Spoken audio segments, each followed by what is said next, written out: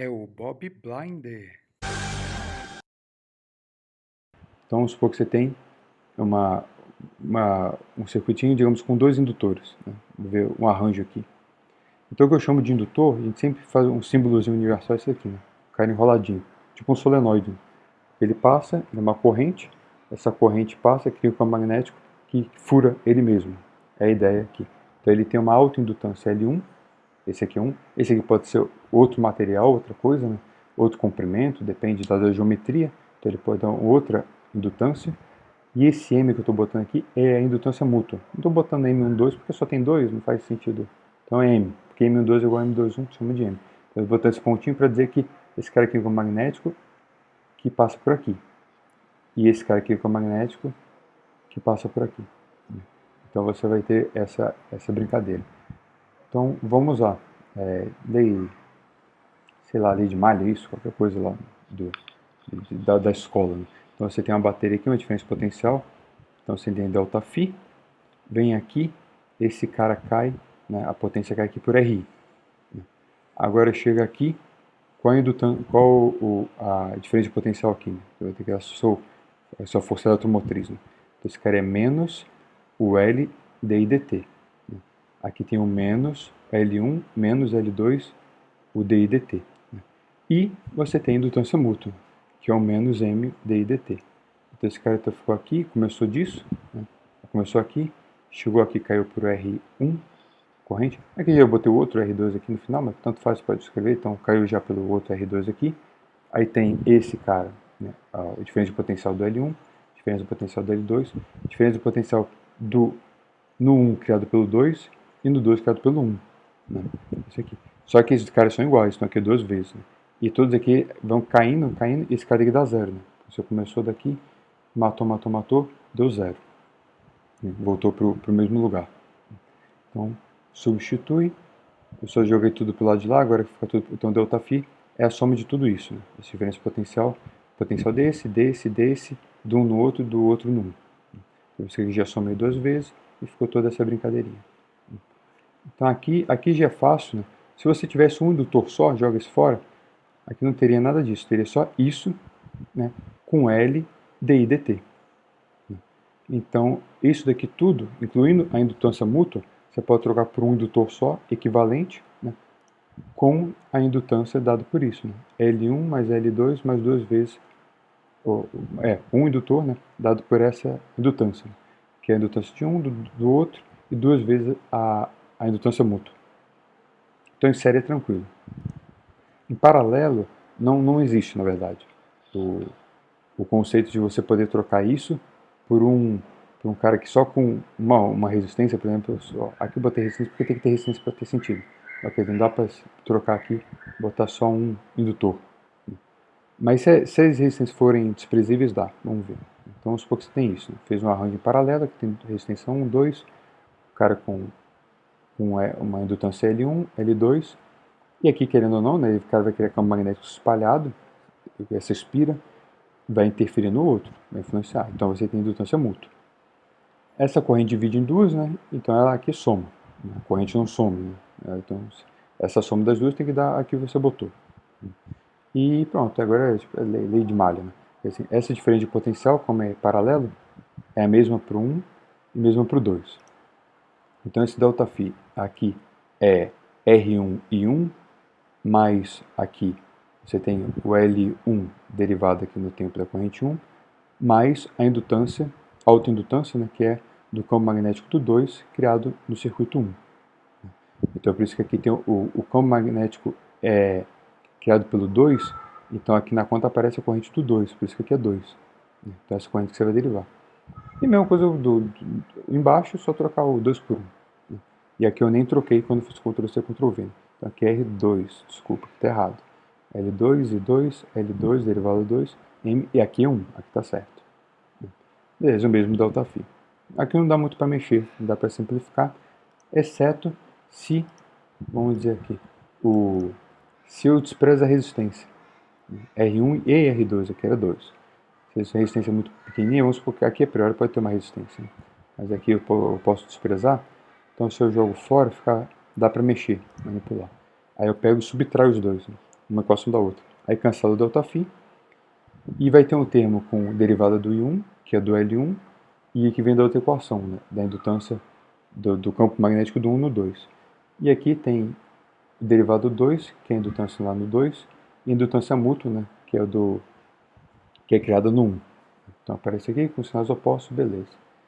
Só no lugar dessa, você elimina uma dessas correntes, porque eu quero escrever de uma forma equivalente. Então eu quero escrever termo da corrente original, total. Então eu posso eliminar, digamos, a corrente 2 assim, né? Porque a corrente 2 é I menos I1. Então substitui isso aqui. Então aqui vai ficar um termo com I1, com I. Aqui vai vir um termo com I1 e eu vou juntar com esse outro I1. Então vai vir um M, aqui, esse M aqui com sinal de menos, e aqui tem M com sinal de menos, então ficou duas vezes. Aqui o L1, e aqui é menos, menos vai ficar mais, então por isso que aqui é mais com L2.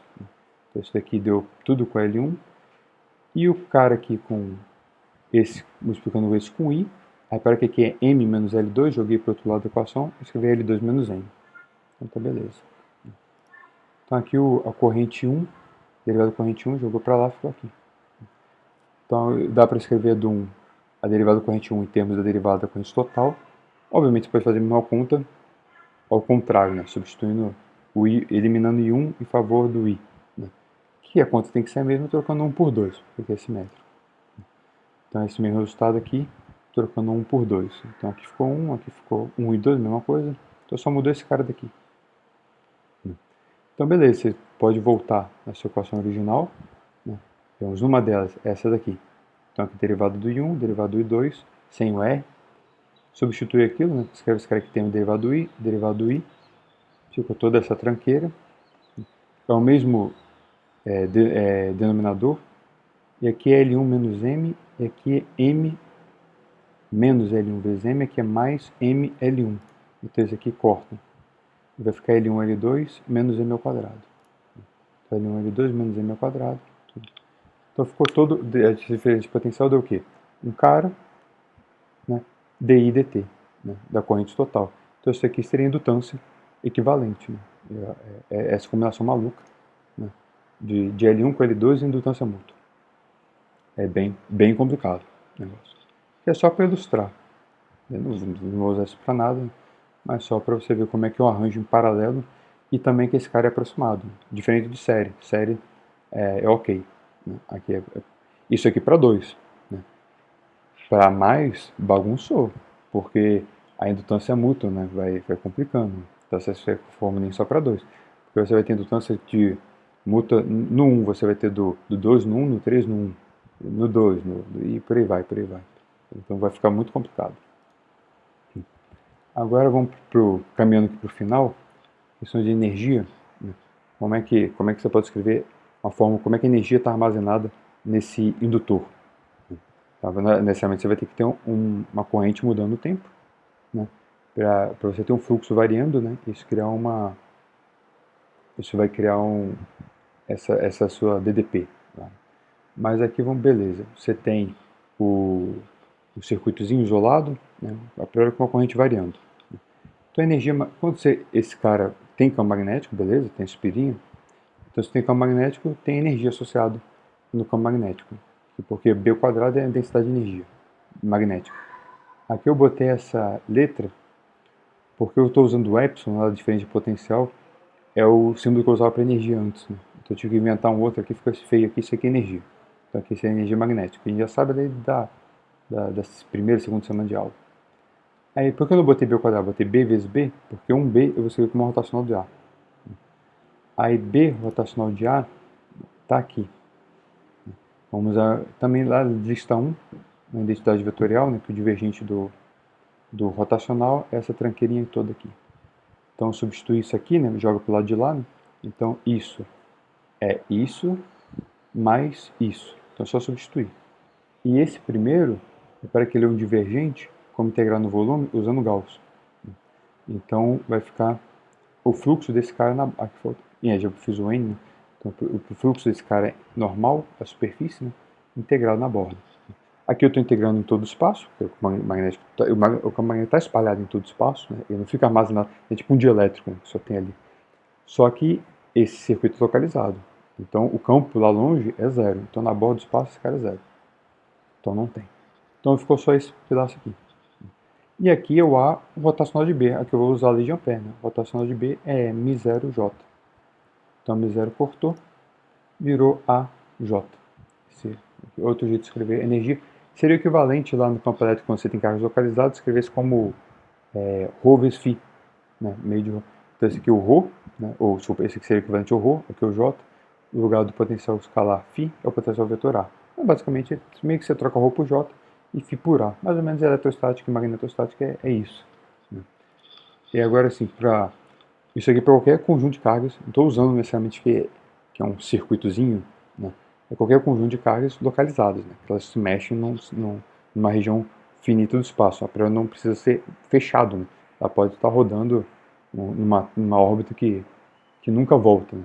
Mas para a corrente, né, para um circuito fechado, os caras vão e voltam, estão presos no condutor, esses elétrons. Aqui então você tem que o seu J, é aquele truque, né? Esse J aqui você vai pegar o D3X, né? Vai escrever um D área e um DL. Né? Integrar esse cara vai te dar corrente na área. Então essa corrente é constante, porque é magnetostático, tirei da integral, então ficou o A no circuito. Né? Num circuito, eu tenho um circuito aqui, outro circuito ali, circuito ali. Né? Porque então se só tem corrente, só tem J ou só tem I, né? Ou melhor, aqui, o J, né? Onde tem o circuito. Né? Então, na verdade, isso aqui você não vai integrar todos os pontos, você vai integrar onde J não é zero. Em cada circuito. Então, no circuito 1, 2, 3, esse cara vai virar a soma aqui, essa integral, essa circulação, o circuito I, corrente I somado.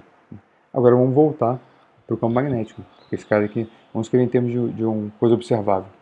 Esse daqui é a circulação de A, né? Então os Stokes, isso aqui é o rotacional de A integrado dentro. Né? Esse cara é circuito e cria uma superfície. Na verdade, qualquer superfície cuja borda seja o CI. Né? E esse é o fluxo magnético nessa superfície, rotacional de A e B. Né? Então, aqui é o fluxo magnético. Então, esse aqui ficou meio da corrente vezes fluxo. Né? Seria... Isso tem análogo lá, não sei qual seria o análogo eletrostático. Né? Seria Q vezes o Φ, sei lá. Né? Por exemplo, mas voltando, a ideia é que você tem vários circuitos, né? O que é o fluxo no circuito I? Ele é o fluxo criado pelo dele, mais o fluxo criado por todos os outros. Né? Na verdade, isso daqui é o que? É uma soma da autoindutância, MJ, aqui, II, ou aqui no caso IJ. Né? Então esse daqui é o, se eu posso substituir aqui, essa daqui é a energia magnética, né? É a energia associada ao campo magnético, né? A energia magnética para esses N circuitos. Na verdade, eu falei que não precisava depender, na verdade, isso aqui não precisa mudar no tempo. Né? Se não muda no tempo, se a corrente ela não muda no tempo, essa energia fica constante. Né? Se muda no tempo, esse cara vai aumentar ou diminuir. Né? Então você tira energia magnética mudando a corrente ou bota energia magnética mudando a corrente. Essa é a brincadeirinha. E esse cara daqui, esse aqui são números. Né? Todas as indutâncias indutâncias mútuas, quando I diferente de J, e autoindutância, quando I igual a J. Então está tudo aqui. Esse é o resultadozinho importante. Então, vou voltar aqui para botar de novo. Parará. Pontinha deu isso aqui. Uma aplicação é o caso que você tem dois. Se você tiver dois circuitos, circuito 1 e circuito 2, vamos abrir essa soma, fica mais fácil. Né? Vamos ver uma relação entre... Para demonstrar a desigualdade, eu comentei que esse cara é menor ou igual a raiz de L1 vezes L2. Né? Sai daqui. Por quê? Então, vamos abrir. M11 é L1, M22 é L2, M12 e M21 são iguais, que se chama de M. Então, por isso que aqui dá duas vezes. Isso aqui é positivo definido. Por quê? Porque isso era uma integral, geralmente, né, de B quadrado no volume. Então, a energia magnética é positivo definida. Então, aqui vamos dar a brincadeira, vamos dividir todo mundo por I2 ou I1, vamos olhar. Dividir todo mundo por I2. I2 ao quadrado, aqui no caso. Então, dividir por I2 ao quadrado, aqui ficou I1 sobre I2 ao quadrado. I1 sobre I2 chama de x. Dividir por I2 cortou, está aqui. Dividir por I2 ao quadrado, então aqui cortou um I2, ficou um I2 dividindo, então aqui ficou x. Então aqui tem esse meio, então aqui é um meio L1x ao quadrado, esse 2 cortou, é mx, e aqui é meio de L2. Esse é positivo definido. Então se você for olhar, isso é uma desigualdade aqui, né, para uma parábola. Né? L1, M e L2 são dados, né, dados do circuito. O x depende da corrente, né? Mas quer dizer que isso aqui é sempre positivo definido. Então se você for olhar, essa cara como função de x2, ele é uma parábola, como é positivo definido, que nunca, ela é a parábola de concavidade para cima, porque L1 é positivo, né? E ela nunca toca aqui, esse eixo, né? Porque ela é positivo definido. Se ela tocar o eixo, né, ela vai fazer assim, a barriguinha vai passar, então você vai ter pontos onde esse cara vai ser negativo, que vai burlar isso. Né? Então tem que ser, o máximo que pode ser que o mínimo tocar aqui o zero. Então o que quero dizer? Né? Que essa parábola não possui raiz real. Então quando você fizer o Bhaskara, né, necessariamente o delta tem que ser negativo, porque esse cara só pode ter raiz complexa. Então o delta o que é? É b quadrado menos 4ac. Então aquele delta lá do Bhaskara é b quadrado menos 4, o A, o meio L1, o C, o meio L2. Então aqui meio ficou 4, cortou, joga esse cara para lá.